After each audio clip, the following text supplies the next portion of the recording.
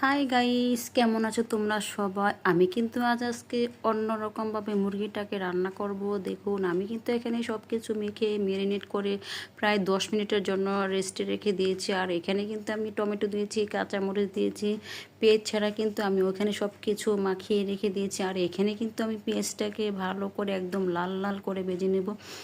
পেঁয়াজটা একদম লাল লাল করে ভেজে দেওয়ার কারণ হলো, আমি কিন্তু ফুটন্ত গরম পানি দিয়ে মাংসটাকে ভালো করে ধুয়ে নিয়েছি। কারণ মাংসটা যদি পেঁয়াজ গলতে যায় তাহলে কিন্তু মাংসটা কিন্তু একদমই গলে যাবে।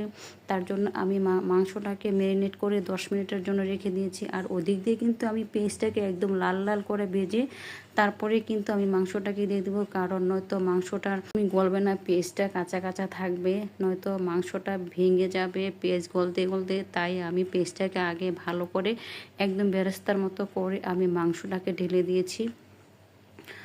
আর এইভাবে রান্না করলে কিন্তু খুবই খুবই মজা হয়, এত মজা হয়। এই তরকারিটা খেলে কিন্তু মাংসর প্রেমে পড়ে যাবেন, এই মাংস বোনার প্রেমে পড়ে যাবেন, মানুষের প্রেমে কিন্তু আর পড়তে হবে না, এই তরকারির প্রেমে পড়ে যাবেন। এতটা মজা হয় এভাবে রান্না করলে।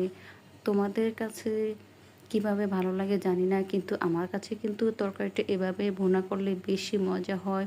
এই মুরগির মাংসটা হয়তো কেউ কেউ অন্যভাবে রান্না করে থাকে, আর আমার কাছে কিন্তু টমেটো দিয়ে একদম শুকনো শুকনো করে ভুনাটা করলে কিন্তু খুবই মজা হয়। আর এইভাবে মাংস রান্নাটার মজাটা কিন্তু একদমই অন্যরকম লাগবে। সেই মজা, সেই স্বাদ, এই মজাটা যেন মুখে লেগেই থাকবে। এভাবে রান্না করলে সেই স্বাদ পাবে। আর এই মজাটা কিন্তু সবসময় মনে থাকবে যে আমি এইভাবে তরকারিটা রান্না করে একদিন খেয়েছিলাম। কতটা মজা আর কতটা কি বলবো।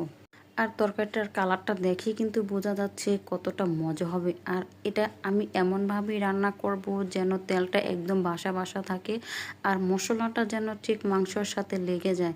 দেখেছেন কতটা সুন্দর লাগতেছে। আমি কিন্তু এই তরকারিতে একদমই পানি ব্যবহার করিনি।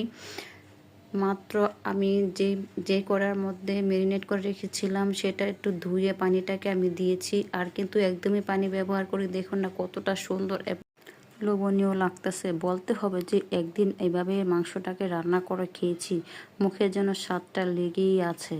কতটা মজা হয় এভাবে রান্না করলে। আবার ভাববেন না যে আমি রান্না করেছি বলে আমার রান্নাটার প্রশংসা কিন্তু আমি করতেছি, সেটা কিন্তু কখনোই ভাববেন না। আপনারা কিন্তু একবার ট্রাই করে দেখবেন। আজ কিন্তু আমি বিদায় নিচ্ছি, আজকে এই পর্যন্ত রইল। ভালো থাকবেন সবাই, সুস্থ থাকবেন। আল্লাহ হাফেজ।